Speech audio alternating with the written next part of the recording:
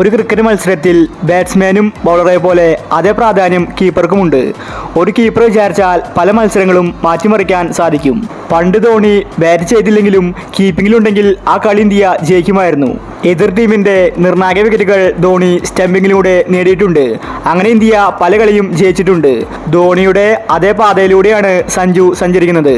സഞ്ജു ഇന്ന് ഒരു മിന്നൽ സ്റ്റംപിങ് കാഴ്ചവെച്ചു. സൗത്ത് ആഫ്രിക്കൻ ടീമിന്റെ കളി തിരിച്ചത് സഞ്ജു ആയിരുന്നു. സഞ്ജുവിന്റെ ആ സ്റ്റംപിങ്ങിനെ കുറിച്ചാണ് നമ്മൾ ഇന്നത്തെ വീഡിയോയിൽ നോക്കുന്നത്. ഇത്തരം ക്രിക്കറ്റ് ന്യൂസിന് വേണ്ടി ഈ ചാനൽ മറക്കാതെ സബ്സ്ക്രൈബ് ചെയ്യൂ. സഞ്ജു മികച്ചൊരു ബാറ്റ്സ്മാൻ ആണെന്ന് നമുക്കറിയാം. അതുപോലെ തന്നെ സഞ്ജു മികച്ചൊരു കീപ്പർ കൂടിയാണ്. സഞ്ജു കീപ്പിങ്ങിലുണ്ടെങ്കിൽ സൂര്യകുമാറിന് പിന്നെ പേടിക്കേണ്ട യാതൊരു കാര്യവുമില്ല. സഞ്ജു പറയുന്നതനുസരിച്ചാണ് സൂര്യകുമാർ റിവ്യൂ വിളിക്കുന്നത്.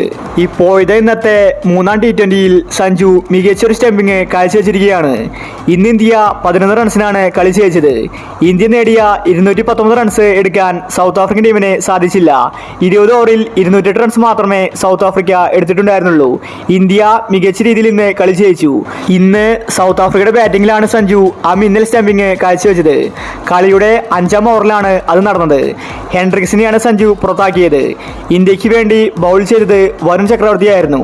വരുണിന്റെ 3ാം ബോളിലാണ് സഞ്ജു ആ മിന്നൽ സ്റ്റംപിങ് കാഴ്ചവെച്ചത്. ഹെൻഡ്രിക്സ് ആഞ്ഞടിക്കാൻ വേണ്ടി മുന്നോട്ട് കയറി.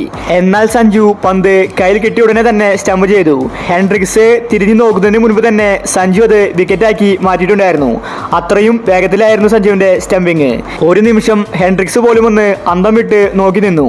അത്രയും വേഗത്തിലായിരുന്നു സഞ്ജു സ്റ്റംപ് ചെയ്തത്. ഈ സമയം എല്ലാവരും ഓർത്തത് ധോണിയാണ്. ധോണിയാണ് ഇതുപോലെ മിന്നൽ സ്റ്റംപിങ് കാഴ്ചവെക്കാറ്. എന്തായാലും സഞ്ജുവിന് ഇന്ന് ബാറ്റിംഗിൽ തിളങ്ങാൻ സാധിച്ചില്ല. ഡെക്കിലാണ് പുറത്തായത്. എന്നാൽ സഞ്ജു കീപ്പിംഗിൽ തിളങ്ങിയിരിക്കുകയാണ്. അപ്പോൾ ഇത്തരം ക്രിക്കറ്റ് ന്യൂസിന് വേണ്ടി ഈ ചാനൽ മറക്കാതെ സബ്സ്ക്രൈബ് ചെയ്യൂ.